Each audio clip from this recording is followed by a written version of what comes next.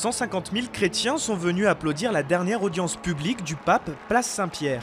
Le souverain pontife s'est offert un dernier tour en papa mobile parmi les fidèles.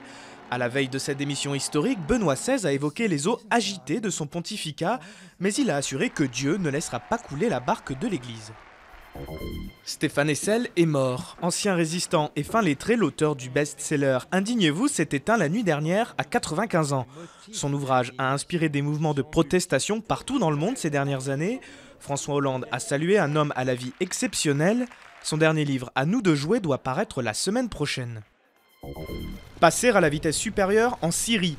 C'est l'un des points abordés par le chef de la diplomatie américaine John Kerry, de passage à Paris. Français et Américains réfléchissent à des moyens pour apporter une aide directe aux rebelles syriens. Cette mesure devrait être discutée demain à Rome lors d'une réunion des amis du peuple syrien. La piste criminelle écartée dans l'incendie de la montgolfière à Luxor. Selon les premiers éléments de l'enquête, la chute du ballon à air chaud serait bien d'origine accidentelle. 19 touristes ont perdu la vie, dont 2 Français. Une cérémonie en présence des familles a rendu hommage aux victimes sur le site du crash. À Tokyo, un gratte-ciel perd peu à peu de la hauteur. Ce n'est pas un défaut de construction, mais une nouvelle technique qui permet de détruire un building tout en douceur. Une coque protectrice entoure les 2 derniers étages du bâtiment qui sont ensuite retirés. À l'origine haut de 140 mètres, le Grand Prince Hotel Akasaka perd l'équivalent de 2 étages tous les 10 jours.